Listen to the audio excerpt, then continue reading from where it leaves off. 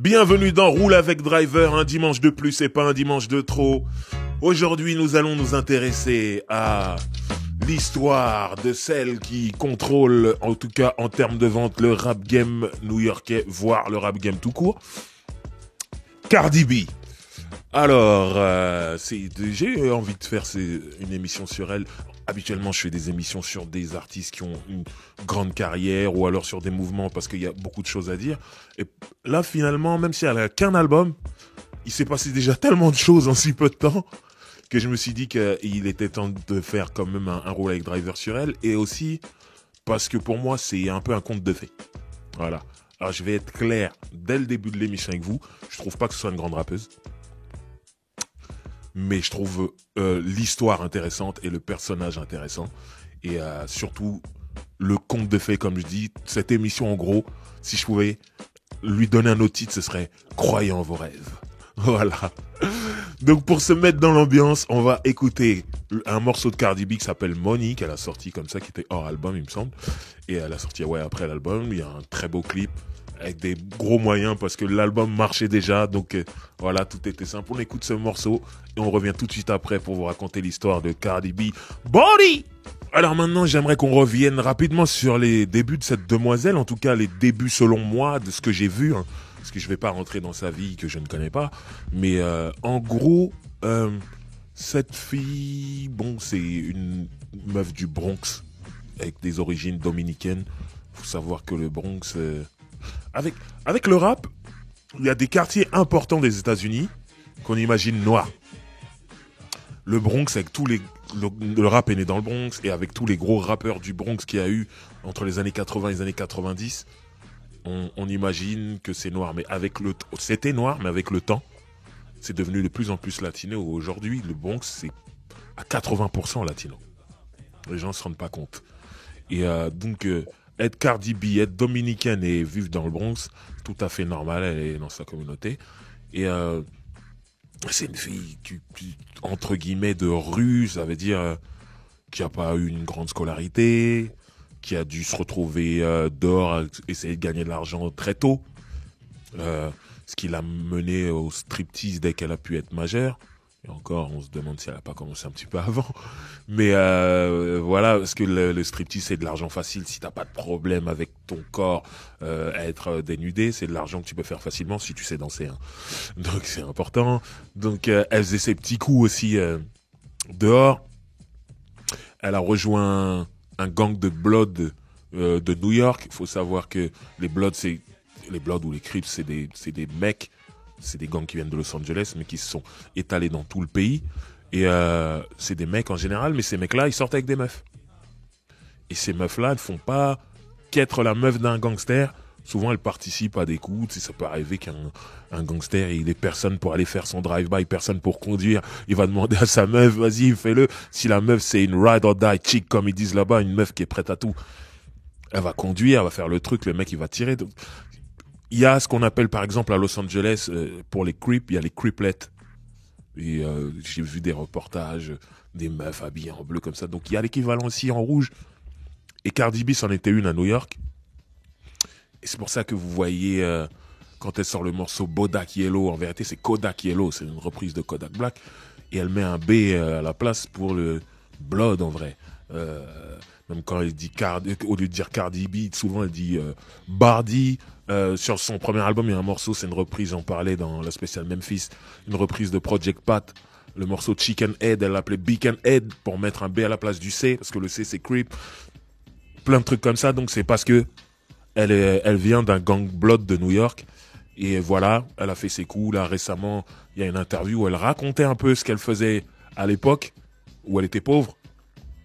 D'ailleurs, ils ont essayé d'en faire une polémique pour la descendre, mais en vrai, ça colle tout à fait au personnage. Elle racontait que, je rigole, mais c'est pas marrant quand on est la victime. Elle racontait qu'à l'époque où elle avait pas d'argent, elle escroquait des hommes en les droguant, en ramenant des travestis, en les mettant à côté, parfois même en organisant une relation sexuelle, en prenant des photos et en faisant chanter ces gens-là. En disant, voilà, t'as couché avec un homme, j'ai les photos, truc, machin, donne-moi de l'argent. Et il y a des gens qui payaient. Elle gagnait de l'argent comme ça. C'était une arnaque parmi tant d'autres. Et elle l'a raconté récemment en interview. Et ça a fait un petit scandale. Oh, mais cette fille n'est pas bien. Elle a jamais dit qu'elle était bien. Quand on écoute ses morceaux, c'est du gangsta rap, c'est, voilà. Donc, en vérité, ceux qui pensaient que ça allait détruire sa carrière se sont trompés. C'est rien. Il y a prescription, il y a rien. Personne s'est plaint. Personne n'a porté plainte. C'était trop compliqué. En général, ces gens-là sont des hommes mariés. Ils allaient pas faire tout un boucan, hein. Voilà. Mais donc, voilà. Cardi B, c'est quelqu'un qui survit dans la rue, qui fait ses trucs, qui essaie de gagner de l'argent comme elle peut, et pas toujours de la voie légale. Mais bon, bref.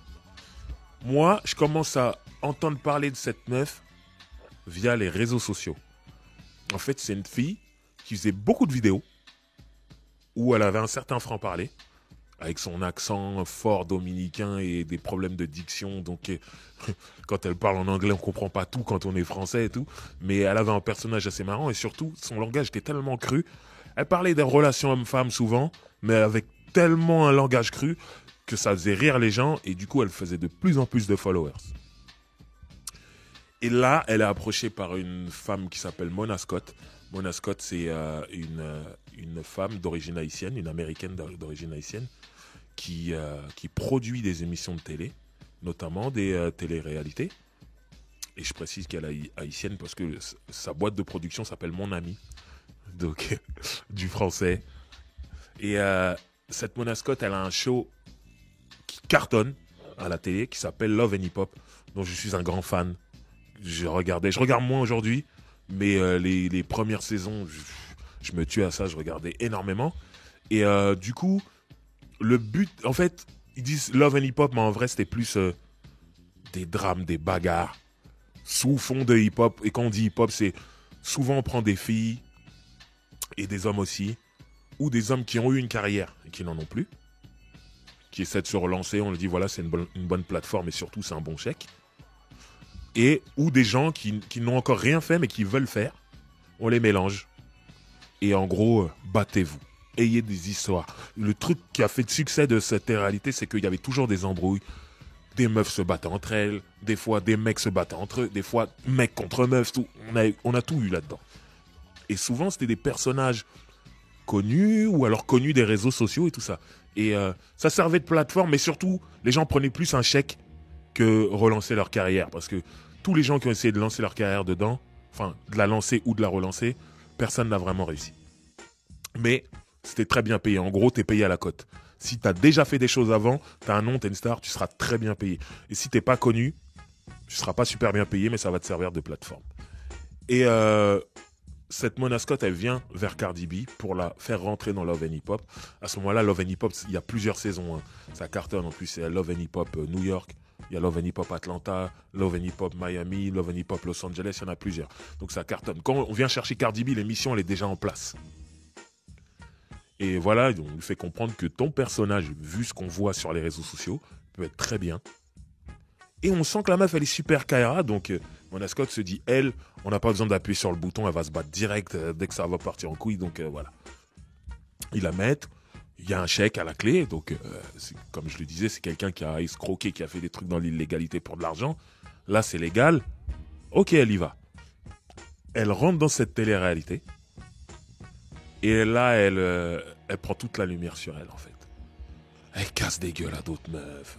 Elle sort avec un mec à un moment. Elle s'embrouille avec le mec parce que le mec veut la tromper. Elle le met à l'amende. Bref, ça devient le personnage préféré.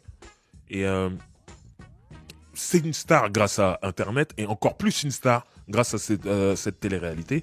Et là, à ce moment-là, c'est là que les gens se disent il peut se passer quelque chose sur elle. Et elle décide de faire de la musique. Voilà. Mais il faut savoir que à ce moment-là, dans Love and Hip Hop, il y a plein de gens qui ont essayé de lancer ou relancer leur carrière musicalement. Personne n'a réussi. Je pense à Olivia qui était dans G-Unit, qui est sur le morceau Candy Shop. Elle a fait 2 ou 3 saisons là-dedans. Elle a envoyé des chansons. Tout le monde s'en foutait. Je pense à des gens comme Erika Mena ou Carly Red. Là, je sors des noms qui peuvent vous paraître inconnus pour vous, mais c'est des grandes stars de cette télé-réalité-là. C'est des gens, elles ont toutes sorti des chansons. Rien n'a marché. Donc, au final, c'est pas gagné. Quand tu sors de là-dedans, ça veut pas dire que tu t'en sors. Trina, Trick Daddy, qui ont des carrières sont dedans, ils essaient de sortir des trucs derrière, ça prend pas. Donc en général, tu vas là-dedans, c'est un peu pour mourir, mais t'as un chèque. Cardi B, quand elle sort de là-dedans, elle se dit, moi je vais faire de la musique. Mais bon, on va faire une pause musicale et je vais vous raconter la suite de cette histoire. Là tout de suite, on va écouter le morceau Forever. Forever, c'est tiré de la première mixtape de Cardi B qui s'appelle Gangsta Bitch Volume 1. Donc on écoute ce morceau, on revient tout de suite après. Roule avec Driver, spécial Cardi B. On va parler de ce qui s'est passé donc juste après la télé-réalité. Il me semble qu'elle a fait une saison, 2 grands maximum. Elle n'est pas restée longtemps, contrairement à d'autres qui sont restés longtemps. Elle a tout de suite cru en elle. C'est devenu une star. Elle a gagné des followers incroyables sur les réseaux sociaux. Grâce à Love and Hip Hop, c'est devenu vraiment une star. Les gens aimaient son franc-parler. Et puis surtout, elle représentait la femme Kaira, la femme de rue latine. Sachant que c'est peut-être la plus grosse communauté aux États-Unis. Ça, si ça ne l'est pas encore, ça va le devenir dans pas longtemps. Parce que tout simplement l'immigration, l'Amérique latine c'est à côté, la Caraïbe latine c'est à côté. Donc ils viennent aux États-Unis. Donc aujourd'hui c'est quand même une sacrée force de frappe. Et si en termes de business on arrive à parler à la communauté latine, c'est beaucoup d'argent. Et finalement à ce moment-là ils n'ont pas vraiment de représentante, je dis pas représentant, je dis représentante latine. Dans le milieu du hip-hop, on va dire. Et elle, grâce à Love and Hip Hop, quand même, elle est là. Mais je dois quand même préciser, elle représente la Latina Kaya. Parce que la Latina qui va au travail, ça, je pense pas qu'elle veuille être apparentée à Cardi B. Mais bon, en tout cas, elle a cette image très forte grâce à Love and Hip Hop, la télé-réalité. Et elle décide de se lancer dans la musique. Et là, elle fait comme beaucoup de gens font, mixtape gratuite. On va envoyer ça sur le net, on va faire des clips et tout. Alors, elle sort Gangsta Bitch Volume 1. Elle fait un espèce de partenariat avec un gros site qui était très important, qui l'est moins aujourd'hui, mais qui était très important encore à cette époque-là. C'est... Après, j'ai un trou. Hip-hop. J'y vais tellement plus que... Bon, je vous dirai ça après. World Star Hip Hop. Ouf. J'étais en train de chercher. Mais c'est vrai que j'y vais tellement plus que j'ai oublié le nom. World Star Hip Hop, à l'époque, c'était ce qu'il y avait de plus important. Et quand je dis l'époque, c'est avant que Cardi B arrive. Hein. C'était vraiment le truc, la plateforme. En vérité, si ton clip n'était pas sur cette plateforme, c'était nul. Juste après, il y a D650 qui est arrivé, le site de 50 Cent. Pareil, qui concurrençait un peu World Star Hip Hop, mais World Star Hip Hop, c'était devant. Et pour dire la vérité, le grand patron de World Star Hip Hop est mort. Et depuis sa mort, c'est tombé, c'est descendu. Et puis de toute façon, il y a les réseaux sociaux, c'est devenu tellement fort aujourd'hui que les réseaux sociaux, c'est plus fort que les plateformes qui diffusent des clips. En vérité, si tu as assez de followers, tu mets le truc sur tes réseaux sociaux, ça marche, quoi. Donc voilà, mais en tout cas, à cette époque-là, World Star Hip Hop, c'est encore énorme. Donc elle fait un partenariat, ils aiment bien sa musique et tout. Et en gros, tous les clips qui vont être tirés de ces mixtapes, ils vont être mis en avant sur le site. Et voilà. Honnêtement, c'est pas magnifique du tout ce qu'elle fait. Gangsta Bitch Volume 1, moi quand j'écoute, ouais, pour moi c'est une artiste de plus de Love and Hip Hop, la télé-réalité, qui tente de faire de la musique et qui ne marchera pas. Donc ça prend pas, mais après, quand on part de zéro, voire du sous-sol, avoir une mixtape dehors, c'est déjà quelque chose de positif. Donc elle lâche pas l'affaire, elle dit non, je vais y arriver, je vais réussir. Elle sortira un volume 2, qui est un peu mieux. Et surtout, elle aura un feat de Offset. Eh ouais, dès sa deuxième mixtape, elle a un feat avec Offset. Et ce qui est dingue, qu'on va écouter juste après d'ailleurs, mais ce qui est dingue, c'est que ils se rencontrent là, après je sais pas ce qui se passe, si ça, ils emboîtent le pas directement, mais il me semble que ça viendra plus tard. Mais en tout cas, elle avait déjà Offset sur sa mixtape. Donc on sent quand même que elle se donne, elle avec son équipe, elle se donne les moyens. Pas de secret, hein, en vrai, elle a des ghostwriters, c'est pas elle qui écrit et tout ça. Donc elle a toute une équipe qui se dit, il y a un personnage, il y a quelque chose à faire avec son personnage, mettons tout en œuvre pour qu'elle soit devant. Si vous voyez les clips de ces mixtapes, elle est habillée tout en rouge, avec des mecs tout en rouge derrière, dans le Bronx, tout ça, c'est gangsta à mort et tout ça. Voilà. Mais voilà, elle fait ses 2 volumes, Gangsta Bitch volume 1 et 2, Et je le répète, c'est pas de la grande musique, mais elle se bat. Elle croit en elle. Je pense que c'est celle qui croit le plus en elle de toute l'équipe, c'est elle. Donc elle y va, elle lâche pas l'affaire. Et quand elle arrive à terme en vérité de ces deux mixtapes là, en fait elle arrive à avoir un deal chez Warner qui voit quelque chose en elle en fait. Après c'est bien, hein, faut tenter, ça peut marcher, ça peut ne pas marcher, mais Warner, Atlantic il me semble, le label de Warner, se met sur le coup et ils se disent ok, on va signer cette Cardi B, on va voir ce que ça va faire. Mais personne la voit arriver. Ça veut dire tout le monde se dit c'est une artiste de Love and Hip Hop qui essaie de faire quelque chose. Il y en a qui ont eu des deals. Hein. Ça n'a jamais rien donné. Donc tout le monde se dit ça donnera rien. Donc on la surveille pas elle. Donc elle prépare tout doucement son arrivée dans le game de manière officielle. Là elle est en train de préparer des singles qui vont sûrement amener un album et tout ça. Mais bon, doucement. On va dire, comme on dit dans le jargon, single option single. Ça veut dire en gros, tu fais un single, s'il marche, t'as le droit de faire un autre single. Pour l'instant, on parle pas d'album, t'es pas une vraie rappeuse en vrai. C'est ce qu'on lui fait comprendre. Mais c'est pas grave, elle croit en elle, elle a son équipe qui s'agrandit et elle fait ce qu'elle a à faire. Là, tout de suite, on va écouter un morceau tiré de Gangsta Bitch Volume 2. C'est le morceau avec Offset qui s'appelle Leak. On écoute ce morceau, on revient tout de suite après pour la suite de l'histoire. C'est Roule avec Driver spécial Cardi B. Tiré de Gangsta Beach Volume 2. C'est Gangsta Beach Music? Gangsta Beach Music Volume 2. Voilà, et avec une pochette incroyable. J'étais fan de cette pochette. Alors, Cardi B, comme je vous disais, grâce à Internet, ce qu'elle faisait sur Internet, ça veut dire ces vidéos où elle racontait sa vie. Elle continue de faire ça aujourd'hui, même toute superstar qu'elle est, là, pas maquillée, elle se met devant sa caméra, elle raconte des trucs. Et grâce à ça et la télé-réalité Love and Hip Hop, elle réussit à avoir un deal. Alors, j'en parlais hors antenne avec Hugo. Je veux pas manquer de respect à Cardi B, mais ces deux mixtapes, c'est pas de la grande musique. Elle a fait ce qu'elle peut, elle se débrouille. Donc, de là à carrément signer chez Warner, trouver un deal chez Warner, en se disant, cette fille va tout cartonner un jour, la personne qui l'a signé, ou c'est quelqu'un qui a une vision extraordinaire, parce qu'à ce moment-là, moi, je ne peux rien voir, on peut rien voir, en fait, ou alors c'est la personne la plus chanceuse, c'est comme gagner un euro-million, c'est la personne la plus chanceuse à ce moment-là. En tout cas, on la signe chez Warner, et l'album, des singles se préparent. Donc, à ce moment-là, elle est toujours en fait présente sur les réseaux sociaux, et c'est ce qui l'a fait manger. Vous savez, aujourd'hui c'est pas un secret, parce que même en France c'est comme ça. Vous savez que quand on a beaucoup de followers, on propose du placement de produits, des choses à vendre, quoi. Parce que voilà, tout simplement pour faire profiter les followers de certains produits. On est payé pour ça. Cardi B, ça devient vraiment un gros fonds de commerce, parce que sur Internet, c'est un rouleau compresseur, la meuf.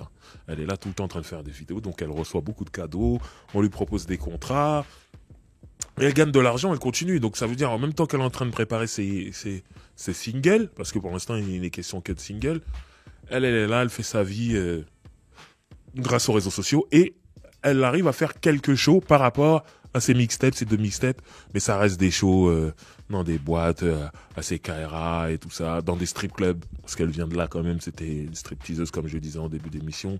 Elle arrive à faire un peu quelques trucs comme ça, et voilà.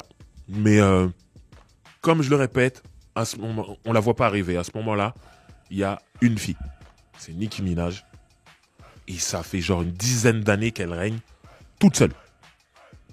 Alors on envoie des gens, on envoie des Iggy Azalea, la guerre, tête coupée, elle repart. Nicki Minaj toujours là, elle contrôle. On envoie Young M.A, cool, top. Mais au final, c'est juste un single, deux singles, mais jamais d'album qui prennent et tout. Et Remy Ma, elle est sortie de prison, même Remy Ma, elle a clashé Nicki Minaj. Au final, Nicki Minaj a tellement de fans, même avec le clash de Remy Ma, qui était beaucoup plus costaud que le morceau de Nicki Minaj où elle attaquait en subliminal des gens. Je pense pas que ça aurait mis mais voilà, c'était plus global. Même comme ça, les fans sont toujours avec Nicki Minaj. Donc Nicki Minaj, elle règne pendant longtemps. Donc Et Nicki Minaj, il faut quand même préciser qu'artistiquement, c'est un autre niveau. Elle rappe beaucoup mieux. Alors, je sais que sur Internet, il y a Team Cardi, Team Nicki, et que ça se bat et tout, machin. Moi, sans rentrer là-dedans, je trouve Nicki Minaj largement meilleure rappeuse que Cardi B. Pour moi, il n'y a même pas de débat. Mais bon, bref, on va avancer dans l'histoire et vous verrez. Maintenant, il y a, comme je dis, le terrain, il est occupé par Nicki Minaj et elle n'est pas prête de lâcher. Donc, personne ne voit Cardi B arriver. Et dans le fond, quand on est à la place de Cardi B, c'est cool parce que du coup, il n'y a pas de pression. Elle fait ce qu'elle a à faire. Elle se met sur Internet, elle se filme, elle raconte ses conneries, elle prend son argent comme elle peut et voilà. Mais elle fait sa musique et elle va arriver tout doucement. Donc, avant qu'on parle du raz-de-marée Cardi B, du moment où Cardi B ça devient du grand n'importe quoi, j'aimerais qu'on écoute un morceau que je trouvais cool dans tout ce marasme qu'étaient ces 2 premières mixtapes. C'est un morceau qui s'appelle Bronx Season, la saison du Bronx. C'est tiré du volume 1, je crois. Non, il ouvre une des 2 tapes. C'est le premier morceau, je crois, de la tape 2, il me semble. Il me semble que c'est la 2. Bref, en tout cas, c'est tiré de ces 2 mixtapes, une de ces 2 mixtapes, Gangsta Bitch. Ouais, c'est la 2. Voilà, on écoute le morceau Bronx Season. On revient tout de suite après, parce que après, tout change. Roule avec Driver, spécial Cardi B. On va rentrer dans cette ère que vous attendez tous en vérité. Cette ère où tout change pour elle. Elle balance un single qui s'appelle Bodakielo. Déjà, moi, le premier truc qui me marque, c'est quand je vois la pochette du single. Je dis bien du single. Je la vois, elle est là, tailleur, en rouge toujours, hein, clame toujours le gang, mais belle. Moi, j'étais là, waouh, qu'est-ce qui s'est passé et tout. On sent que elle a franchi un cap. Effectivement, il y a Warner dessus et tout, et voilà. Il y a plusieurs versions de cette chanson qui sortent. La première sort avec featuring Kodak Black. Il y a Kodak Black, il y a une version où il y a Kodak Black qui fait un couplet. Il y a une autre version en espagnol aussi, avec Messiah, il me semble, où elle fait du Spanglish, qu'on appelle du Spanglish, c'est-à-dire elle rappe en anglais et en espagnol mélangé, et elle mélange un peu les deux. Et il y a un Messiah lui rappe en espagnol dessus. Et il y a une version, bien sûr, elle est toute seule, celle qui sera la plus connue, celle du clip et tout. Mais voilà, moi quand j'entends ça, je me dis... Ok. Je dis c'est cool. Ça fait un raz-de-marée aux États-Unis, mais comme c'est pas permis. Ça veut dire, en général, c'est des paroles. Les paroles de Cardi B, c'est des paroles de meuf. Ok. C'est très cru. Ça michetonne. Je baisse tellement bien que tu vas m'acheter du Saint-Laurent. J'ai des paires de Louboutin, la semelle est rouge, mais parce que c'est ton sang. Des trucs, voilà. C'est des paroles de meufs, en vrai. Donc toutes les meufs chantent ça. Parce que c'est gangsta, et quand t'es une meuf, tu chantes ça, tu t'affirmes. Après, c'est une vibe américaine. En France, on dirait, ah, michetonneuse, truc, nan. Là-bas, il n'y a pas de problème, ils ont pas de problème avec ça. Donc, mais toutes les filles chantent ça. Le morceau tourne en club tout le temps, toutes les filles chantent ça. Et le truc qui est fou, c'est que tous les mecs chantent aussi. Alors que c'est des paroles, j'ai des Louboutins avec ma semelle rouge. Nanana. Après, Louboutins, ils font des baskets pour hommes, il me semble aussi. Mais là, pour le coup, elle parle de talons, de trucs, de machin, ma chatte, elle est comme ça. Nanana. Et tu vois des mecs en train de chanter ces paroles. Là, ça veut dire qu'il se passe quelque chose. C'est mort. Et son refrain, son truc de je danse pas, je fais la danse de l'argent ou le move de l'argent et tout. Ça, c'est des trucs de strip club en fait, c'est des paroles de stripteaseuse ça. C'est quand nous on danse, c'est pour se faire payer. Voilà. Donc tous ces trucs là, c'est le texte. Alors le mec ou meuf, je pense que c'est un mec. Je ressens ça. Qui a écrit ça, c'est un génie, vraiment. Et puis encore plus si c'est un homme. Parce que se mettre dans la peau d'une femme et penser comme ça, après je pense que il a dû avoir des discussions avec Cardi B ou d'autres meufs, mais voilà. Mais en tout cas, le mec qui a écrit ça, c'est un génie. Parce que là, on passe au niveau supérieur par rapport à ses mixtapes et tout. Mais même comme ça, quand j'écoute le morceau, c'est un banger, mais pas un hit. Je m'explique. Banger, c'est un morceau de rap qui va être numéro 1 dans le milieu du rap. Mais après, pour passer, faire ce qu'on appelle le crossover, passer dans toute musique confondue et te retrouver là-dedans, ça va être compliqué. Moi, M.O.P. and Up, banger. C'est-à-dire dans le rap, c'était un truc de ouf, mais dans toute musique confondue, c'était pas tout en haut. Voilà. Donc pour moi, là, Cardi B, quand j'entends ça, pour moi, c'est ça. Ça va être banger dans le milieu du rap, ça va être ouf, mais elle n'arrivera pas à passer de l'autre côté. Erreur. Elle passe de l'autre côté, elle arrache tout, numéro 1 la meuf. Et comme je disais tout à l'heure, personne ne l'a vu venir. Et Nicki Minaj, elle est sur à peu près 10 piges de règne. Alors, il y a eu un Young M.A. qui est venu, qui a fait un tube, qui n'a pas réussi à se matcher un album derrière, mais qui a fait un tube en single avec son morceau Ouh. Donc, moi, à ce moment-là, je me dis, ok, Cardi B, c'est la même chose. Elle va faire un single. Ouh. Et elle va partir. Moi, dans ma tête, c'est ça. Hein. Je me dis, c'est énorme, ça. Mais le morceau, comme je viens de le dire, il fait le crossover. Il devient numéro 1, toute musique confondue. Là, on n'est plus dans ouh, je sais pas quoi. Là, ça devient sérieux. Et là, en fait, je me rappelle l'avoir dit dans la sauce à l'époque, avant qu'elle sorte son album, je me dis, ce morceau, il va tellement loin en termes d'impact. Je suis pressé d'écouter l'album, de voir s'ils vont réussir à convertir le succès du single pour que l'album explose. J'étais intrigué, je me dis, attends, le morceau il prend de ouf, tout le monde écoute ça, toute communauté, hommes, femmes, tout ça, et ça vient en France aussi. Le morceau il tourne grave en soirée, il me semble qu'elle était venue faire un showcase au Palais Tokyo, c'était complet tellement rapidement, tout ça, je suis même pas pu aller là-bas, bon c'était complet, tout ça, et c'était fou, je crois l'album n'était pas sorti encore hein, à ce moment-là, je suis pas sûr, j'ai des doutes, mais il me semble qu'il était même pas sorti. Donc le morceau Bodak Yellow, il prend même ici, c'est la folie. Vraiment Cardi B, à ce moment-là, c'est complètement dingue. Et elle a pas sorti l'album. Et comme je disais, c'était single, option single. Donc elle allait bosser sur un autre single, il me semble que c'est le morceau avec 21 Savage, là. Il me semble que c'est ça qui sort. Parti Cardi. Voilà, il me semble que c'est ce morceau-là qui sort juste après. Et ça prend aussi. Pas comme Bodak Yellow, parce que Bodak Yellow c'est fou, mais en tout cas les gens se disent oui, on l'aime bien, oui c'est sérieux, oui c'est solide et tout ça. Donc là, du coup, je pense que la maison de disques se dit oh pop pop pop pop pop, là faut faire l'album. Là faut qu'il y ait un album rapidement, faut pas rater le coche et tout ça. Donc elle s'est donné le droit d'avoir un album. Quand je dis elle et toute son équipe, y a pas de problème. Et à ce moment-là, bon, ça bosse sur le truc, mais en tout cas, faut bien que les gens se rendent compte que Bodak Yellow, c'est ce qui a changé sa vie. Et c'est quand même un morceau super Kaira, quoi. Quand on y repense.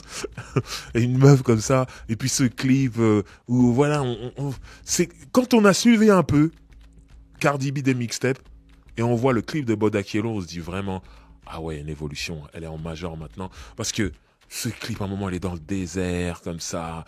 À un moment, elle est là, il y a un tigre attaché, hein, un bébé tigre attaché à côté.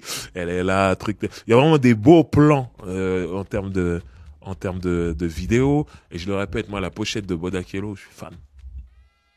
Je devrais me faire un t-shirt. Là, j'y pense comme ça. Bref. Et voilà, on sent que le game, voilà, elle a élevé son game. Et bon, Bodak Yellow, raz de marée. On est obligé de l'écouter, on va l'écouter tout de suite. On revient pour la suite de l'histoire. C'est Roule avec Driver, spécial Cardi B, on écoute Bodak Yellow. Bodak Yellow, Cardi B, son hit, ce raz-de-marée. C'est, voilà, ce morceau qui lui donne le droit d'aller vers un album qui s'appelle Invasion of Privacy. Et voilà, on y arrive, l'album sort. L'album écrase tout. Alors, les Américains, ils adorent créer des records. La meuf avec des cheveux de couleur à être numéro 1. La meuf avec des chaussettes à être numéro 1. Ils inventent toujours plein de trucs. Bref, cet album bat plein de records de streaming, tout ça. Moi, je suis un grand acheteur de CD. Je l'ai déjà dit dans cette émission plusieurs fois. Et le CD, il sortira beaucoup plus tard, voire 1 an plus tard, un truc comme ça, hein, par rapport à la sortie de l'album en streaming. Donc... moi, je l'ai acheté en CD 1 an plus tard, ou je sais plus combien de temps après. Mais quand il sort, donc en streaming, il n'y a que du streaming. Il n'y a pas de CD.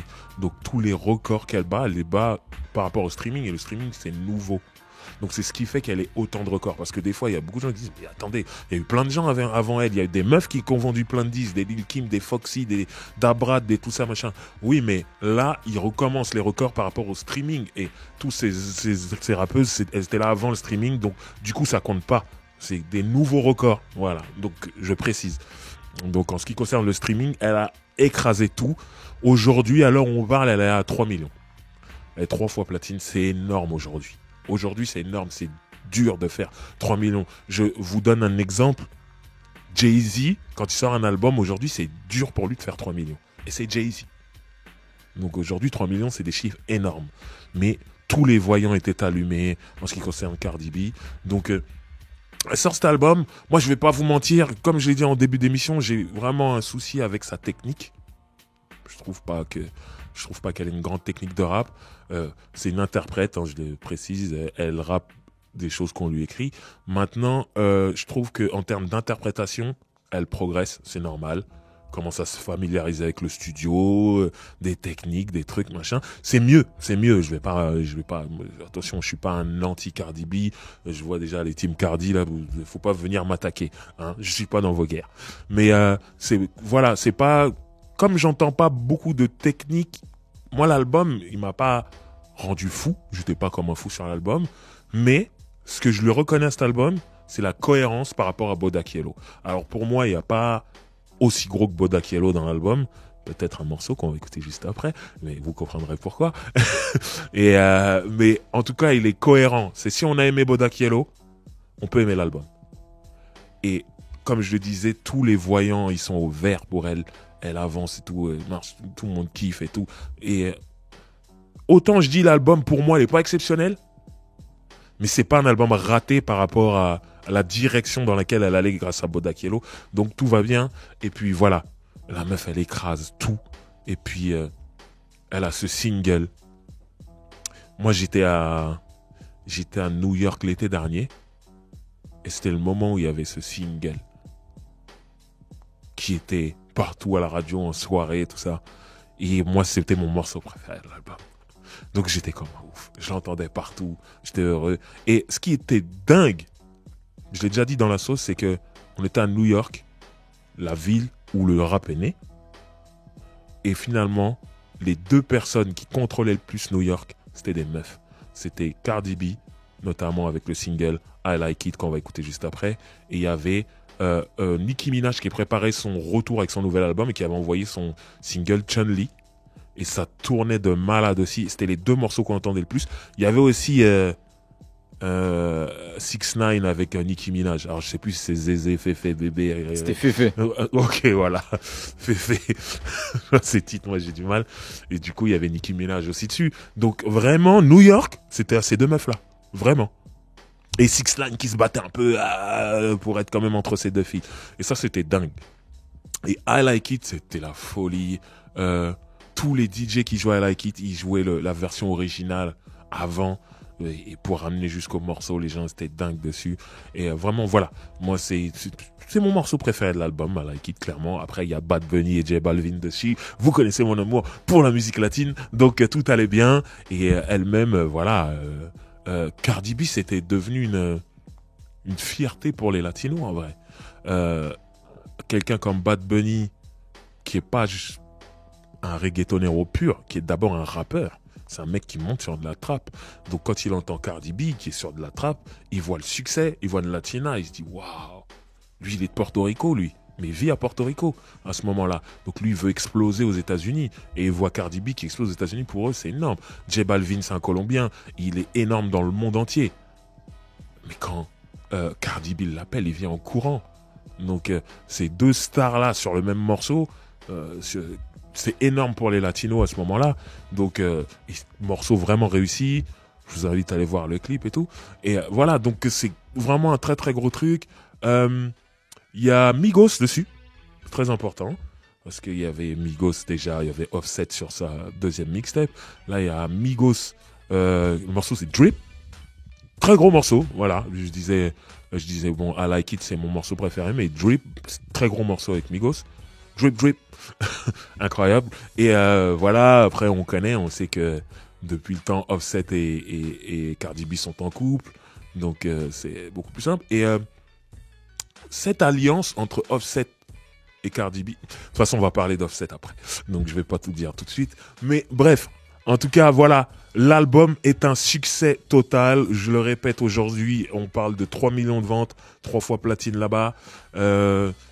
Starad Maré, je sais qu'on aime comparer Nicki Minaj et Cardi B. Donc, faut savoir que le dernier album de Nicki Minaj, il a fait 1,5 million. Donc, Cardi B a quand même vendu le double de Nicki Minaj. Mais ce qui est important de dire quand même, c'est que ces deux filles sont platine. Et ça faisait 10 ans qu'on n'avait pas eu 2 rappeuses américaines qui marchent en même temps. Alors que moi, je viens d'une époque où il y en avait plusieurs qui marchaient en même temps. C'était comme les hommes, en fait, c'était normal. Ben là, non. Mais bon, on reviendra un peu sur cette comparaison entre Nicki Minaj et Cardi B tout à l'heure. Là, tout de suite, on écoute un morceau tiré de son seul album aujourd'hui.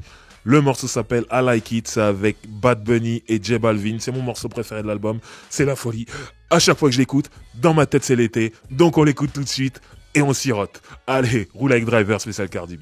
Maintenant, nous allons parler, justement, comme je vous le disais un petit peu avant la pause musicale, nous allons parler de son alliance, son couple avec Offset. Alors, c'est souvent ça peut être très bien. Après, faut pas finir en Bobby et Whitney. Rest in peace Whitney. Mais souvent, ça peut être très bien quand 2 artistes qui sont big sont ensemble, en fait. Les gens veulent vous voir toute votre vie ensemble, déjà. Donc, faut faire attention. Faut essayer de garder le couple intact. Et puis, ouais, les gens trouvent ça mignon. Donc, du coup, quand ils sont ensemble, en plus, ils montent sur le même genre de morceaux. C'est 2 artistes trap, en vrai. Donc c'est cool, ils collaborent souvent ensemble. Et le truc, c'est que quand ils se mettent ensemble, faut savoir que Migos, ils sont signés chez Quality Control, qui aussi, c'est un label qui monte, qui n'arrête pas de monter. Du coup, QC, le label, grâce à cette alliance, s'occupe en tant que consultant, ils ont précisé. Pour moi, consultant, c'est du management, c'est manager en vrai. Et ils ont dit qu'ils étaient consultants de Cardi B. Ça veut dire, ils proposent des idées et tout pour amener sa musique et sa marque beaucoup plus loin. Et ils sont payés en contrepartie et tout ça. Et ce qui fait que QC se retrouve à avoir, entre guillemets, Migos et Cardi B. C'est énorme. Ce qui a créé encore autre chose, City Girls, qui est un groupe produit par Quality Control, un groupe de filles. Je dirais qu'il y a un morceau qu'on écoutera plus tard dans l'émission qui s'appelle Twerk, featuring Cardi B. Donc ça crée des ponts facilement et tout. Donc en termes de business, c'est une très bonne chose. Eux après, ils vivent leur vie. Le souci, après ça dépend où on se place, mais le souci c'est que Cardi B et son franc-parler et ses réseaux sociaux, c'est assez compliqué. C'est-à-dire quand ça va pas, elle va nous le dire. Et dans les détails. Pour Cardi B, c'est quelqu'un qui peut raconter sa relation sexuelle de la veille avec Offset. C'est quelqu'un qui peut dire quand ils sont embrouillés, qui va le dire aussi, voilà, ainsi de suite. Et comme je disais juste avant, le problème, quand le public aime bien vous voir ensemble, ils veulent que vous soyez tout le temps ensemble. Et le souci, c'est que si vous vous séparez, même 2 semaines, ce qui peut arriver pour un couple, les gens prennent parti. Ah, moi je suis team Cardi, moi je suis team Offset et tout ça. Et du coup, ça commence à détester l'autre et tout. C'est compliqué. Bon, souvent quand ils se remettent ensemble, tout le monde retourne sa veste et tout le monde est... Ça c'est compliqué aussi. Mais voilà, donc quand on vous regarde, je dis ça parce que je pense à Bobby Brown et Whitney Houston. Quand on a appris que Whitney Houston se droguait, tout le monde en a voulu à Bobby Brown en se disant c'est lui qui l'a mis dans la drogue. Finalement, après la mort de Whitney Houston, on apprenait que elle se droguait avant que Bobby Brown ne se drogue. On apprend que c'est pas lui qui l'avait mise dedans et tout, et que lui, il a toujours tout pris sur lui. Il sentait que le public lui en voulait pour ça, mais il aimait tellement Whitney qu'il voulait pas dire mais non, c'est elle qui se drogue d'elle-même. Donc il a tout pris sur lui, mais au final, il a eu du mal à revenir dans sa carrière, parce qu'il y avait toujours un goût de pain. Il a bousillé la vie de Whitney Houston. Donc faut faire attention à ça quand même. Donc si je dis ça, c'est parce qu'à un moment ils ont annoncé leur séparation, que j'ai toujours trouvé très bizarre. Et, quand ils se sont séparés, Cardi B expliquait que c'était parce que Offset la trompait. Donc directement, le public en veut à Offset. Et ça, c'est pas bon pour le business. Maintenant, on voit Offset arriver sur scène lors d'un concert de Cardi B. Il vient avec des fleurs ou je sais plus quoi pour lui demander pardon et elle refuse. J'ai trouvé ça tellement monté, en fait. Il est en backstage, il sort des backstage. Il serait sorti du public encore, oui, mais il sort des backstage. Qu'est-ce qu'il faisait dans les backstage, quoi? Elle veut nous faire croire qu'elle avait pas vu. Tout. Bref, tout ça pour finir avec un clip qui est sorti là il y a une semaine. Bref, moi j'ai jamais cru à leur séparation. Après, ils sont comme tous les couples, hein. Ils doivent avoir des hauts, des bas, des moments, des trucs, mais bon, je sentais bien qu'ils étaient toujours ensemble. Mais bon, voilà, en tout cas, c'est un couple. Ils font beaucoup de musique ensemble. Là, l'album d'Offset est sorti. Hein, on se doutait bien qu'il allait avoir un clip pour leur morceau, Clout. Et il est là, le clip. Je vous conseille d'aller le voir. Parce qu'il faut pas juste écouter la chanson. Maintenant qu'on a les images, vous allez voir Cardi B totalement déchaînée, en train de donner un lap dance à son chéri. Et surtout, pour ceux qui connaissent, il y a un clin d'œil au clip de Busta Rhymes et Janet Jackson. Si vous regardez bien Offset, il a 2 grandes nattes là. En fait, c'est les nattes de Busta Rhymes et Cardi B est déguisée en Janet Jackson, sauf que Cardi B est habillée en noir, Janet Jackson elle est habillée en argenté, c'est un truc un clip assez futuriste, mais voilà, c'était un clin d'œil en tout cas à ces deux-là. Donc on va écouter le morceau en question qui s'appelle Clout. C'est Offset featuring Cardi B et on revient tout de suite après, c'est Roule avec Driver spécial Cardi B. Maintenant, nous allons parler un peu plus en détail de cette rivalité qu'il y a entre Cardi B et Nicki Minaj. Voilà. Alors là, je vais prendre des pincettes pour pas me faire embrouiller par les teams Cardi et les teams Nicki. Alors, en gros, comme je le disais tout à l'heure, Nicki Minaj règne seule pendant au moins 10 ans. À chaque fois qu'il y a les BET Awards, dans les BET Awards, il y a un prix pour la meuf de l'année, la rappeuse de l'année de Nicki Minaj, tous les ans prenait.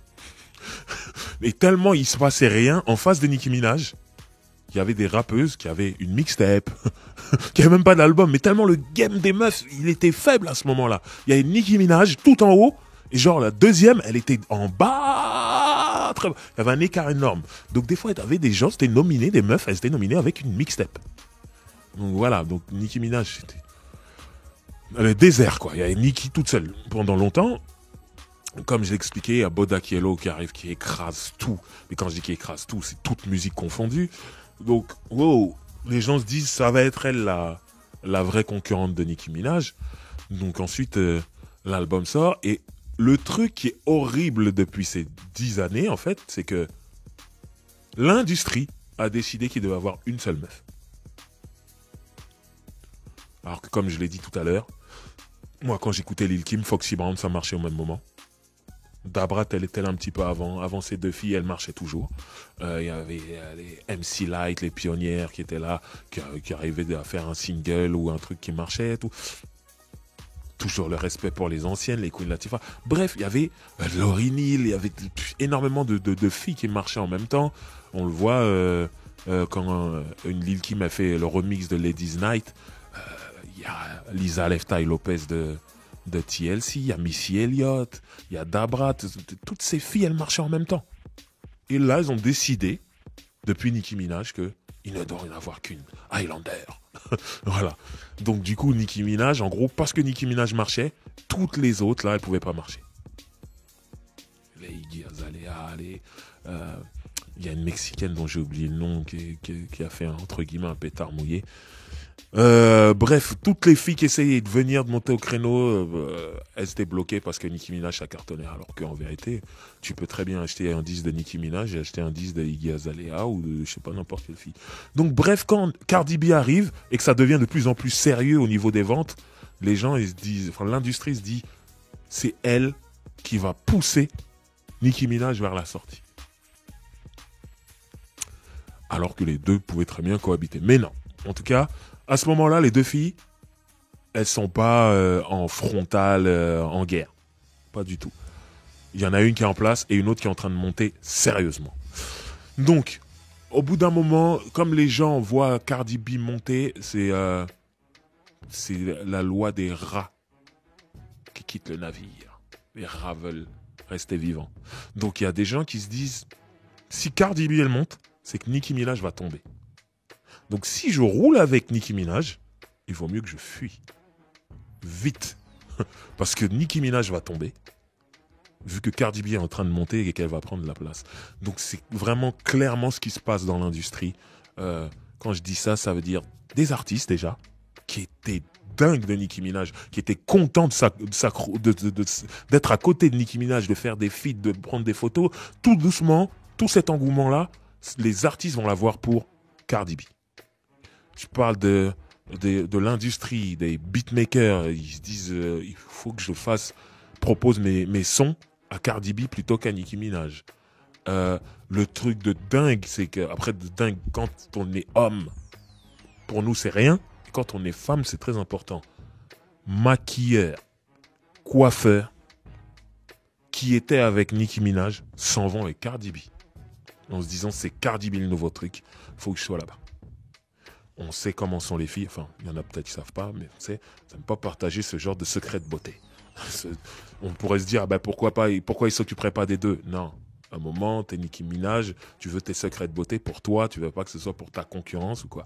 Mais bref, ces coiffeurs, maquilleurs s'en vont carrément, ils changent. C'est pas genre, on Nicki, on a fini, je fais une pause ou je vais voir. Non, on va voir Cardi B. On se barre parce que on sent que c'est Cardi B qui monte, donc il va prendre la place de Nicki Minaj. Donc ces gens quittent le navire. Donc même si il n'y a pas encore d'histoire frontale entre les deux, quand t'es Nicki Minaj, tu commences à être un peu énervé quand même. C'est humain. Mais elle dit rien, il n'y a pas de mots qui volent et tout, rien du tout. Mais voilà, en tout cas, sur Internet, les fans, eux, ils ont des mots clairement. Nicki c'est la meilleure, non, Cardi c'est la meilleure, blablabla. Les chiffres sont du côté de Cardi B. Vous savez comment c'est important les chiffres aujourd'hui. Donc les gens sont là, Cardi. Bref, dans les médias, ils sont clairement Cardi. Donc Nicki Minaj est en train de préparer à ce moment-là son retour avec son nouvel album et tout. Et Cardi B, elle est installée.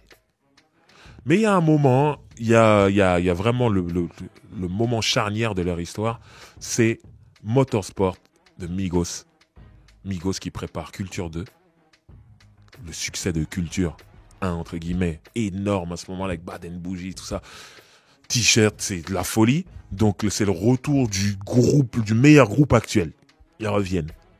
Donc, ils décident de faire en premier single Motorsport où ils mettent Cardi B, qui est la meuf d'Offset, et qui est la meuf numéro 1 au niveau des ventes, et tout confondu presque, et Nicki Minaj qui est la meuf qui a cartonné pendant 10 ans, et en plus c'est intéressant parce que justement comme il commence à avoir deux teams du côté des fans, c'est important de les mettre toutes les deux sur le même morceau, et en gros, vous allez décider laquelle est la meilleure. Et tout ça sur le morceau du retour de Migos. Donc pour Migos, c'est une aubaine. Alors, à mon avis, c'est QC qui est derrière tout ça. Et Quality Control. Et je trouve que c'est du génie. Donc ils arrivent avec ce morceau. Le morceau tue. Le clip tue. Mais donc, quand le morceau sort, on ne peut s'empêcher de comparer les deux rappeuses. Et moi, je trouve que au final, je m'en fous de Migos sur le morceau. J'en ai totalement rien à foutre quand ça sort. Mais au final, on stream Migos. Donc, c'est du génie pour Migos en termes de business. Mais on est là, on veut en découdre, on veut dire, voilà, qui a gagné, qui est la meilleure et tout.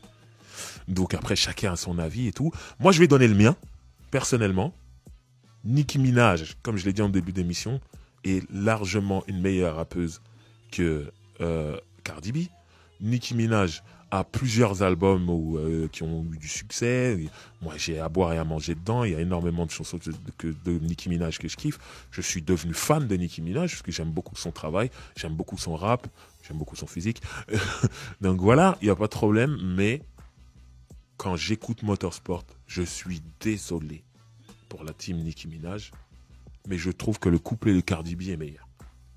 Je le dis. Et derrière, je précise, je suis fan de Nicki Minaj. Je préfère largement Nicki Minaj en tant que rappeuse. Je préfère la carrière Nicki Minaj. En même temps, elle a beaucoup plus de disques. Cardi B, on verra plus tard et tout. Pour moi, il n'y a pas photo. Je préfère Nicki Minaj. Mais Motorsport, quand ça sort, je me dis, waouh, qu'est-ce qui s'est passé?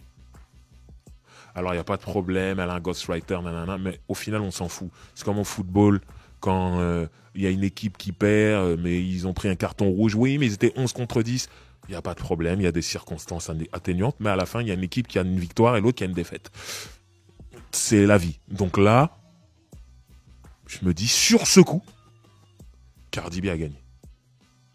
Alors, récemment, j'ai posté le clip sur mes réseaux sociaux en disant non, le couplet de Cardi B quand même, il était chaud. Il y a quand même des gens qui m'ont dit ouais, mais le couplet de Nicki il est meilleur, tout ça. Chacun a son avis, il n'y a pas de problème. Et j'adore Nicki. Je préfère Nicki, mais sur ce morceau, je le répète pour moi, elle a un couplet incroyable où je trouve que toutes les lines, et ça c'est rare sur un couplet, toutes les lines sont chaudes. Vraiment. Et meuf vient dire ride a dick like a BMX, no niggas wanna be my ex. Je chevauche une bite comme un BMX et il y a aucun négro qui voudrait être mon ex. Genre tellement je baisse bien quoi.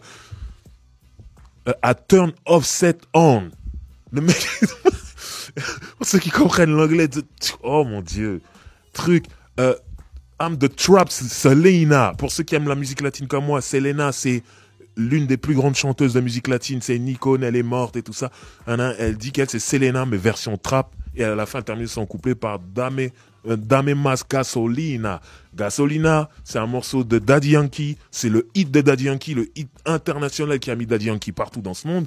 Et quand il parle de gasolina, de la gasoline, l'essence, donc on voit dans cette station d'essence et tout machin, mais en vérité ça c'est du sperme. Et la meuf termine en disant donne-moi plus de sperme. Non, mais moi le couplet il est trash mais il est chaud et je trouve qu'elle a super bien rappé et je trouve que elle est belle, elle est bien coiffée, elle est bien habillée tout. Nicki Minaj aussi, mais justement j'aimerais parler de ça, du tournage de ce clip parce que il y a eu tout un truc pour rendre Cardi B sympathique et Nicki Minaj détestable. Il y a eu tout un truc, toute une politique à un moment sur ça, tellement les médias voulaient qu'il n'y en ait qu'une, et que les médias voulaient dégager Nicki Minaj.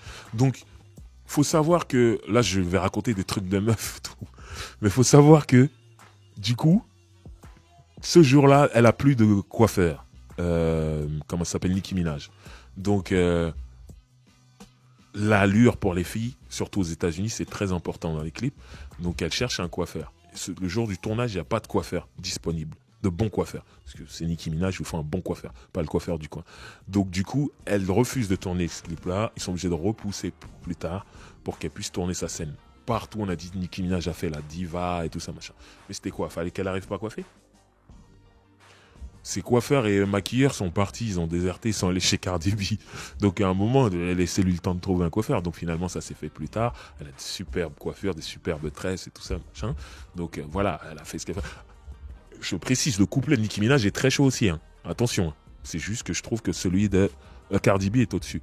Et voilà. Maintenant, bref, quand ça sort, il y a des gens qui pensent comme moi, il y a beaucoup de gens qui pensent comme moi. Et comme on est dans une période internet, moi à l'époque dans les années 90, quand on trouvait qu'un mec s'était fait fumer par un autre mec sur un morceau, on en parlait entre nous, mais on n'avait pas le moyen de lui dire. Après moi j'étais déjà dans l'industrie, donc si je veux rencontrer un rappeur c'est facile pour moi, mais quand t'es monsieur tout le monde, pas dans l'industrie, t'es un auditeur, t'allais pas dire au rappeur c'est nul, tu t'allais le voir où? Sauf qu'aujourd'hui avec internet, tu mets un arrobase, tu tags la personne, tu dis que tu t'es fait fumer. Donc voilà, donc il y a beaucoup de gens qui ont sur les réseaux sociaux ou même des médias qui disaient que Cardi B elle avait écrasé Nicki Minaj dessus. Donc Nicki Minaj déjà elle s'est sentie un peu offensée, donc elle a commencé à dire oui, mais elle écrit pas ses textes. Moi j'écris les miens, tout ça. Voilà, donc du coup Cardi B a commencé à se défendre en disant ouais, mais ce qu'elle vous dit pas, c'est qu'elle a recommencé plusieurs fois son couplet, Nicki Minaj. Parce qu'en vérité, quand elle a entendu le mien, elle a tellement pris la pression qu'elle a fait de... Voilà, donc là la guerre elle commençait à être déclarée, à être ouverte. Migos ne se prononçait jamais, mais eux ils s'en foutaient. Plus ça parlait, plus ça streamait le morceau. Parce que tout le monde voulait écouter, tout ça, machin. Mais voilà, en tout cas, c'est pour ça que je dis que ce morceau, c'est vraiment le tournant dans leur relation. Parce qu'au final, on se dit, attends, elles sont sur le même morceau, c'est qu'elles sont pas en guerre. Ce morceau a ouvert la guerre. Donc à partir de ce moment-là, ça s'envoie des pics sur Internet et tout. Et elle arrive un moment, donc l'été dernier, j'étais à New York au même moment, c'était pendant la Fashion Week, où il y a un événement où Nicki Minaj est invitée et Cardi B aussi est invitée. Quelle erreur. Et ça part en couille, ça veut dire que Cardi B, totalement KRA, commence à crier, gesticuler partout, elle veut sauter sur Nicki Minaj, mais bien sûr, ces deux filles ne marchent jamais toutes seules, elles ont tout un entourage des gardes du corps de la Sécu, donc il ne se passe rien, il y a la Sécu qui est au milieu, sauf que on se rend compte, après en voyant certaines vidéos, certaines photos, que elle a une espèce de boss, un œuf comme on dit dans le jargon, Cardi B, sur le front, et là on se dit, bah elle a pris un coup. Mais en même temps, tout le monde dit que Nicki Minaj était dans son coin, très calme, qu'elle a bien géré le truc. Donc, on se dit, c'est pas Nicki Minaj, ça c'est sûr, on l'aurait vu. Maintenant, quand on demande à Cardi B dit, c'est la Sécu qui a voulu l'arrêter. Il y a un mec de la Sécu qui a dû mettre un coup sans faire exprès. Et voilà. Bon, mais ça fait les choux gras de la presse, ça scandale, tout le monde en parle et tout. Et quand Nicki Minaj sort son album, elle sort une radio, une espèce de radio éphémère où elle fait des émissions, où elle passe de la musique, notamment ses morceaux, et elle parle beaucoup, elle raconte des histoires, et du coup, elle commence à s'en prendre à Cardi B, elle s'en prend à Travis Scott, qui a sorti un album la même semaine, enfin une semaine avant, je sais plus, et qui a vendu plus qu'elle, donc c'est parce que il sort avec une Kardashian, tout ça. Bref, et il y a toutes ces remarques-là, en fait, on est en train de dire, regardez, Nicki Minaj, elle pète un câble, Nicki Minaj, elle est détestable, alors que Cardi B, elle est cool. Et dans cette émission de radio, elle explique, elle donne sa version de l'œuf, la bosse que Cardi B a sur le front.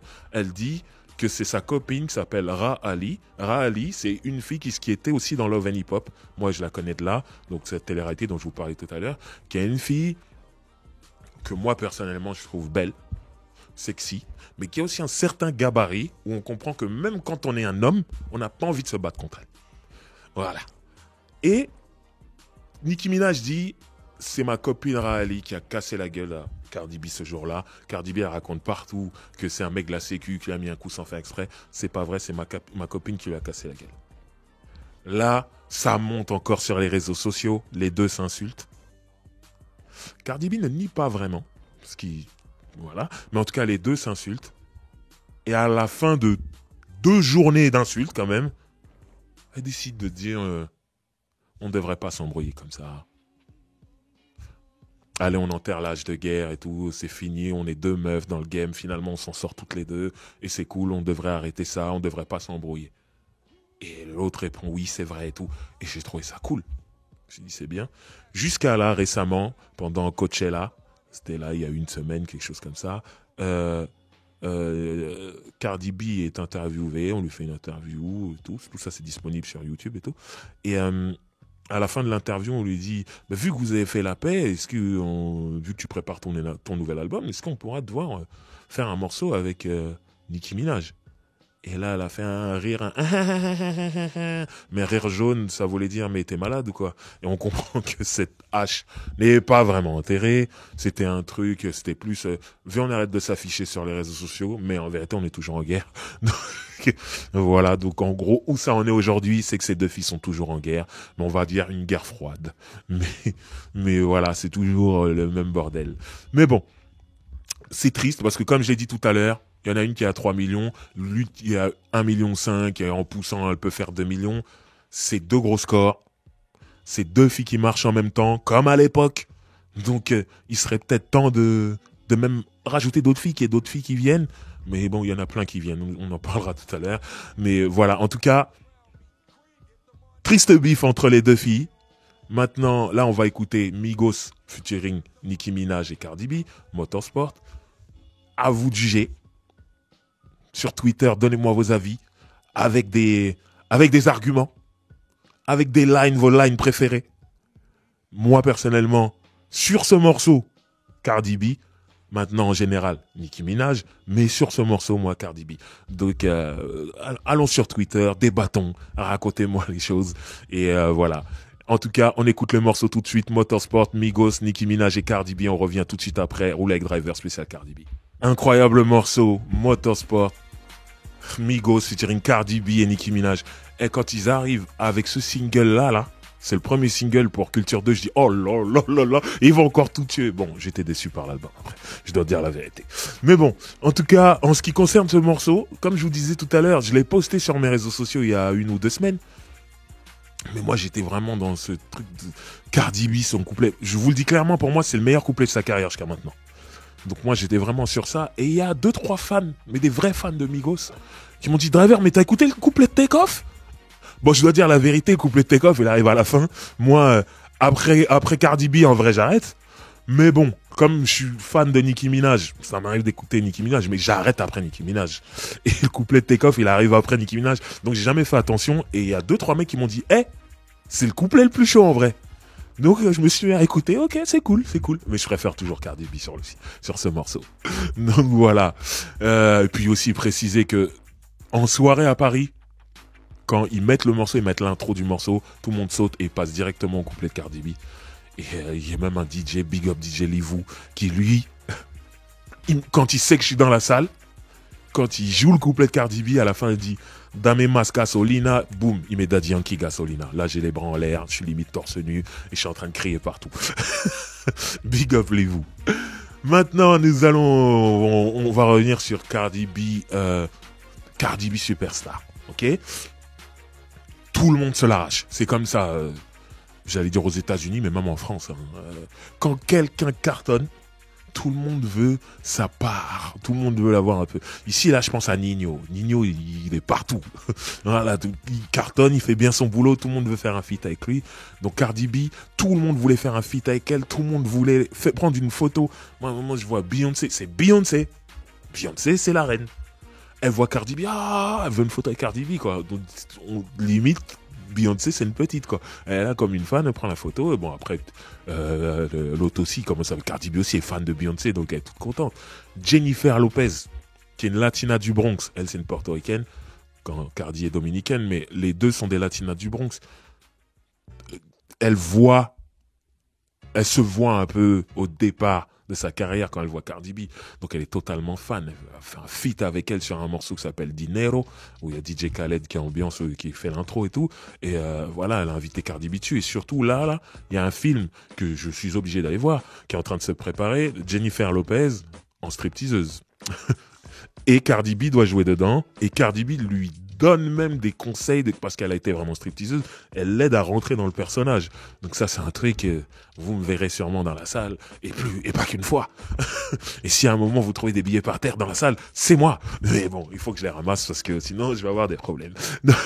Donc voilà, tout ça pour dire que tout le monde se l'arrache. Bruno Mars, c'était le plus bel hommage parce que Bruno Mars, il sort son album où il y a le fameux morceau 24 Karat in the Moon, là je sais plus c'est quoi exactement le titre. Quand il sort ce single, il arrache tout. L'album, c'est un bijou, je l'ai dit 10 000 fois dans la sauce. Il doit avoir 10 titres. Les 10 titres, c'est des merveilles, c'est rien à dire. Donc il explose toutes les ventes. Et il a un morceau New Jack Swing dedans, qui s'appelle Finesse. Moi, dès que j'ai entendu, je dis oh, il a fait de la New Jack maintenant alors que c'est fini. Et il le fait super bien. Je trouve le morceau, c'est un bijou. Et tous ceux qui écoutaient l'album et qui a à peu près mon âge, ils ont cette sensibilité pour le New Jack. Ils étaient contents. Donc, pour nous, c'était déjà un tube. Le mec, quand il décide de faire le clip, il fait un remix en invitant Cardi B dessus. Alors qu'il a pas besoin de Cardi B. C'est Bruno Mars. Ça va marcher quoi qu'il arrive. Le mec, il dit que il adore Cardi B, il adore son énergie. Et c'est ce que je vous dis depuis le début de l'émission. Son franc-parler, ça la rend cool, marrante en fait. Et en fait, Bruno Mars, il est fan de ça. Quand il la voit, il dit, oh là là, je l'adore et tout. Donc, il l'invite sur le morceau, sur le remix. Ils font un truc à l'ancienne, où ils sont habillés à l'ancienne et tout. Et même elle rappe. Bon, c'est les personnes qui bossent avec elle qui l'ont mise dans ces conditions-là, mais elle rappe avec un flow à l'ancienne, comme si c'était vraiment un morceau New Jack fait à l'époque de la New Jack et tout. Et c'est cool. Et je me dis, wow, elle est habillée pareil, elle est habillée limite cross-color, toutes les tenues de l'époque très colorées et tout. Et c'est vraiment, moi quand je vois ça, je dis, waouh, ok. Et la façon dont Bruno Mars parle d'elle, on sent que c'est vraiment, il est touché par la meuf. touché par son personnage, touché par son succès, et qu'il est content d'avoir collaboré avec elle. Il l'a pas appelé pour rien. Puis on verra, on écoutera à la fin de l'émission. Au final, c'est elle qui l'a appelé pour un nouveau single. Et à chaque fois, ça match super bien entre eux. Et pareil, il a des origines portoricaines, donc c'est un latino aussi. Donc il y a tous ces trucs-là qui rentrent en compte et il touche. Et tout le monde aime Cardi B, et tout le monde l'invite. G-Eazy, il fait ce morceau avec A$AP Rocky, j'ai plus le titre en tête, mais incroyable, où Cardi B vient faire un couplet dingue aussi. Tout le monde l'invite. J'oublie, elle est partout la meuf à ce moment-là. Mais ouais, en tout cas, ce morceau de G-Eazy avec A$AP Rocky, No Limit. Voilà, j'ai le titre. No Limit. Incroyable. Elle monte sur le morceau, elle fait son boulot et tu sens que on attend qu'elle. Ça me rappelle 50 Cent. Toute proportion gardée au niveau de l'art, mais 50 Cent, quand il cartonne, il est partout en fait. Tout le monde l'appelle, tout le monde veut la voir et tout. Et pour moi, c'est Cardi B qui a ça aujourd'hui. Bien plus que, par exemple, un Kendrick Lamar ou un J. Cole, qui sont des artistes super importants, qui vendent beaucoup de disques, mais que finalement, on appelle un peu moins, parce que ce sont des hommes aussi, je pense. Et que quand t'as la meuf, parce que c'est ce que l'industrie veut faire, ils veulent tout faire pour qu'il y ait qu'une meuf. Donc si t'as la meuf, c'est beaucoup plus voyant que si t'as Kendrick ou J. Cole. Bon, j'adore ces deux rappeurs, il n'y a aucun manque de respect et tout. Mais donc du coup, elle est appelée partout, comme je vous l'ai dit, cinéma, publicité. J'ai vu, elle a fait un truc pour Pepsi il n'y a pas longtemps. Elle est partout. C'est-à-dire, quand on repense par rapport à ce que je vous disais en début d'émission, qu'au début elle était là en train de faire monétiser ses vidéos sur ses réseaux sociaux, là c'est Pepsi qui vient la chercher, elle fait une pub réelle pour la télé et tout. On se dit waouh, quelle avancée. C'est vraiment dans ce sens-là où j'ai cette émission, c'est vraiment sur le côté conte de fées, sur le côté faut croire en soi, faut croire en ses rêves. Regardez où est la meuf, et là je vous parle de tout ça, elle a qu'un album. Elle a qu'un album. Si avec son prochain album, elle arrive à faire la même sensation, les mêmes scores ou je sais pas quoi, mais imaginez tout ce qui va tomber sur elle en termes de business, c'est dingue. On l'a appelée pour le Super Bowl. On sait tous que le Super Bowl, faire une prestation à la mi-temps, comment c'est énorme. Elle s'est permis de refuser par rapport à ce joueur, j'ai toujours du mal à prononcer son nom, je sais pas, c'est Copernic, je sais pas. Colin Kaepernick. On dit Kaepernick. Ouais, en gros. Voilà, ok. Donc par rapport à ce joueur qui est en embrouille en gros avec la NFL par rapport à ses croyances politiques, on va dire. Pour le supporter, elle a refusé. Mais voilà, on en est là aujourd'hui. Cardi B à la mi-temps du Super Bowl, c'est plus que faisable. La NFL veut ça. Donc on est vraiment dans la superstar. Et ce qui est dingue, moi par exemple, quand je regarde un réseau social de Beyoncé, je vois que c'est une grosse star, inaccessible, qui a l'air super sympa, mais qui a quand même ce côté inaccessible. C'est Beyoncé, on se dit, ouais, c'est compliqué. Quand je regarde les réseaux sociaux de Cardi B, j'ai l'impression que je vais la croiser au puce de Clignancourt à tout moment. C'est ça. Pourtant, je suis en train de vous dire que le Super Bowl l'appelle, que Pepsi l'appelle, que tout ça, machin. Mais elle a ce côté meuf du coin. C'est abusé. C'est comment ça contrebalance, en fait.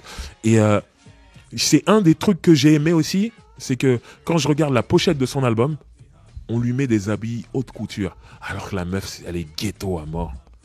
Quand j'ai vu la pochette du single Bodak Yellow, comme je disais tout à l'heure, j'étais limite amoureux de la meuf. Alors que la meuf, elle est pas comme ça, elle est ghetto à mort en fait. Et j'aime bien ce contraste où on va lui mettre des habits de luxe alors qu'elle est ghetto. Si vous regardez bien ses clips, à chaque fois qu'elle arrive dans ce clip, elle tire la langue. Elle est ghetto, les trucs, elle est dirty en vrai. Elle est naughty, c'est naughty girl. Mais avec des fringues de haute couture, et j'aime bien tout ça. En tout cas, c'est devenu la coqueluche du game.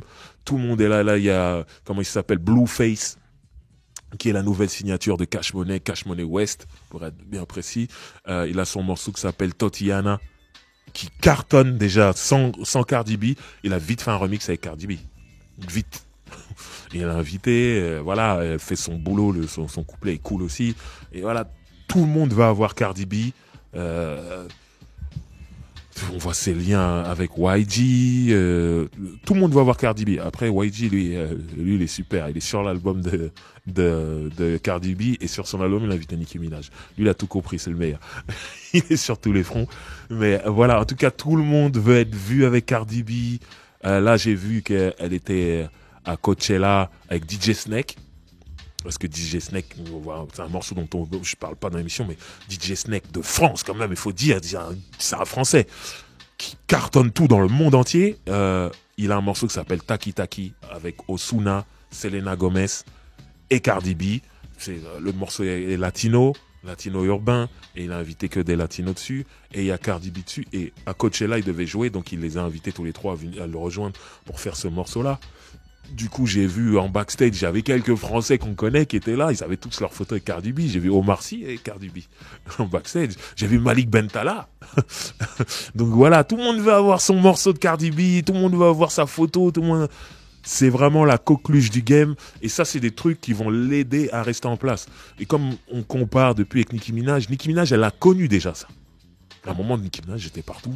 Tout le monde a fait des feats avec Nicki Minaj. Tout le monde voulait Nicki Minaj. C'était dingue.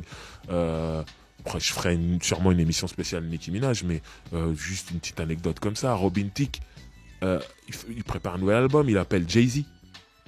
Il dit, Jay-Z, j'ai un morceau, je te vois trop dessus, j'aimerais que tu poses dessus.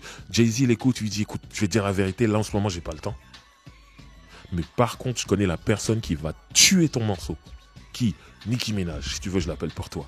L'autre dit, ah ben je kiffe Nicki Minaj, j'ai pas de problème. Jay-Z, tac, il la met sur le coup, boum, boum, single, ça marche, ça sort. Nanana. Donc à un moment, Nicki Minaj, elle était partout, comme Cardi B est partout en ce moment. Donc voilà, après, il y a un moment, t'es plus une surprise, donc ça se calme. Mais voilà, comme je sais que les gens aiment comparer, Nicki Minaj, elle a déjà vécu ça. Voilà.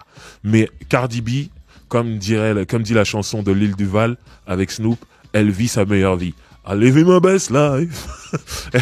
Donc là, en ce moment, c'est magnifique. Et comme je le racontais en début d'émission, cette polémique où elle fait une interview en racontant comment elle droguait les gens à l'époque, si c'était une autre fille, ça l'aurait détruit. Par exemple, de Beyoncé, ça peut la détruire. Parce que Beyoncé, elle a une image assez lisse, propre. Mais Cardi B, elle a une image déjà Kaira. Ça peut pas la toucher, ça. C'est des trucs que les Kaira font. Bon, pas toutes les Kaira, là, faut quand même un peu d'imagination. Mais voilà. Donc, elle est vraiment en train de vivre sa meilleure vie en ce moment. Et on lui souhaite une encore plus belle vie, parce que moi, personnellement, je la trouve sympathique aussi. Donc voilà. Et comme je le disais, plus elle sort des morceaux, plus je trouve que son interprétation est meilleure. Donc, c'est cool. Là, tout de suite, on va écouter un morceau sur lequel elle est en featuring. J'en parlais un peu plus tôt dans l'émission, c'est City Girls. C'est un groupe qui est produit par Quality Control. C'est featuring Cardi B. Et pour la petite histoire, ce sont deux rappeuses. Il y en a une qui est en prison pour escroquerie. Un peu ce que faisait Cardi B à l'époque. Sauf qu'elle, elle s'est fait attraper. Et elle est en prison. Voilà, maintenant... Ils attendent ce retour, mais en attendant le retour, l'autre rappeuse se débrouille et représente le groupe. En tout cas, là, le morceau en question, c'est Twerk. Donc, c'est explicite, hein, on sait de quoi ça parle. Si vous voyez le clip, vous imaginez bien. Donc, voilà, on écoute Twerk de City Girls featuring Cardi B. On revient pour la fin de l'émission. Roule avec Driver spécial Cardi B. City Girls featuring Cardi B, Twerk. Un genre de morceau qu'on doit mettre dans les strip clubs avec des billets partout. Donc voilà, maintenant j'aimerais qu'on parle d'un moment très important pour Cardi B. On va dire le moment, la deuxième consécration, parce que la consécration c'est le succès de son album, mais là il y a eu quand même les Grammy Awards. Elle a été élue album rap de l'année devant Nipsey Hussle qui nous a quittés, devant Mac Miller qui nous a quittés, et je ne sais plus quel était l'autre album. Ça doit être Drake ou quelque chose comme ça. Il y a toujours Drake. Donc voilà. Si on m'avait dit que la meuf qui sort les mixtapes, la Gangsta Beach Music Volume 1, là, elle va avoir un Grammy Award pour le meilleur album de l'année, machin, moi j'aurais dit, mais ça va pas ou quoi? Elle, jamais. Elle l'a fait. Et ce que j'ai aimé, ce que j'ai trouvé classe, c'est que la famille de Mac Miller a dit les Grammy n'ont jamais calculé notre fils. Et là, j'ai l'impression qu'ils mettent son album, ils nominent l'album parce qu'il est mort. Et j'ai peur qu'ils le fassent gagner parce qu'il est mort. Cardi B finalement a gagné. Et le premier truc qu'elle a fait dans sa vidéo, c'est pour Mac Miller et toute sa famille. J'ai gagné pour lui, j'ai trouvé ça super classe. Après, vous savez comment j'aime beaucoup Mac Miller. Mais voilà, en tout cas, je trouvais que ça, c'était super classe. Et comme quoi, ça coûte rien d'être classe, hein, Kodak. Donc, voilà. Mais en tout cas, en gagnant ça, il y a beaucoup d'artistes qui ont réagi, notamment J. Cole, qui disait que quand elle gagne ça, il a l'impression d'avoir gagné lui. Tellement il aime ce truc de partir de rien et arriver à quelque chose et tout. Il y a énormément de gens qui étaient contents pour elle et voilà. C'est totalement mérité. Maintenant, moi, ce que j'aimerais dire, c'est que ce qu'elle a créé, cette Cardi B, mine de rien, c'est que toutes les stripteaseuses veulent faire de la musique sérieusement maintenant. Elles se mettent toutes à rapper. Je les écoute toutes. Je fais le tri. Ah, moi, Driver, elle est comme ça. Driver, il travaille pour vous, hein. Il faut qu'il écoute toutes ces stripteaseuses qui rappent et tout. Je fais le tri. Et je vous dis lesquelles sont, franchement, avec du potentiel. Et lesquelles, bon, celles qui sont à jeter, je dirais pas les noms. Mais en tout cas, il y a une fille qui était dans Love and Hip Hop avant Cardi B, qui s'appelle Nia Lee, ça s'écrit N-Y-A, plus loin L-2-E, qui est une New-Yorkaise du Bronx aussi d'ailleurs, qui est une ancienne stripteaseuse, mais qui rappe super bien elle. Et je pense que elle n'aura jamais de carrière. J'espère qu'elle m'écoute pas ou qu'on lui traduit pas, elle mérite pas ça. Je l'adore, j'adore ce qu'elle fait. Et je trouve que parce que c'est bien, parce qu'elle rappe vraiment bien, j'ai l'impression qu'elle va avoir des difficultés. Je vais pas dire qu'elle aura jamais de carrière. Pour moi, Cardi B, elle aura jamais eu de carrière. Donc, et au final, ça se passe très bien. Donc, non, mais ce que je veux dire, c'est que elle rappe tellement bien que, voilà, pour moi, elle aura des difficultés. Et en tout cas, elle fait son boulot sur les réseaux sociaux. Elle fait des clips et tout. Et c'est vraiment de qualité. Et des fois, elle fait des freestyles. Quel clip, elle fait des mini-clips d'1 minute juste pour pouvoir être diffusée sur Instagram. C'est la folie. Vraiment, la meuf, elle rappe super bien. Donc, il y a cette Nia Lee. Il y en a une qui s'appelle Cash Doll, qui vient de Détroit. Elle qui, carrément, elle grind. Ça veut dire, elle a un circuit. Elle fait énormément de shows toute l'année. Elle a un hit internet qui s'appelle Ice Me Out, qui cartonne bien aux États-Unis, qui lui permet de faire énormément de shows. Et elle n'est pas encore au niveau où ça prend nationalement à la radio ou à la télé. Mais en tout cas, elle cartonne sur Internet et elle fait beaucoup de shows. Donc, elle est à suivre. Il y a c'est ma petite dernière, ma petite chouchoute en ce moment. Une qui s'appelle Reni Rucci. Reni Rucci. R-E-2-N-I, plus loin R-U-2-C-I. Elle est signée chez Quality Control. Donc, comme quoi, ils sont consultants pour Cardi B, mais ils veulent créer leur propre Cardi B aussi. Elle aussi, ancienne stripteaseuse, et elle envoie des morceaux en ce moment. Et pareil, ils sont partis sur le même schéma. Ils sont avec World Star Hip Hop, le site, et ils ont des partenariats avec et tout. Et le dernier morceau en date qu'elle a envoyé s'appelle Surgery, qui veut dire chirurgie. Et où elle explique qu'elle découpe les beats, quand je dis les beats, les instrus, elle découpe les instrus ou elle découpe les rappeuses comme à la chirurgie. Et juste avant, il y a un morceau qui s'appelle quelque chose funny, je sais plus quoi, Act Funny, où elle raconte clairement qu'elle pêche aux meufs qu'elle vient pécho leur meuf, elle pécho leur mec, juste parce qu'elle trouve ça marrant, c'est facile pour elle. Je trouvais ça tellement marrant. Bon, je suis pas sûr que toutes les meufs apprécient, mais ce morceau est magnifique. Et elle, vraiment, j'aime beaucoup. Et elle est une dernière, une qui s'appelle Megan Thee Stallion. Le Thee Stallion, le D, ça s'écrit T-H-2-E.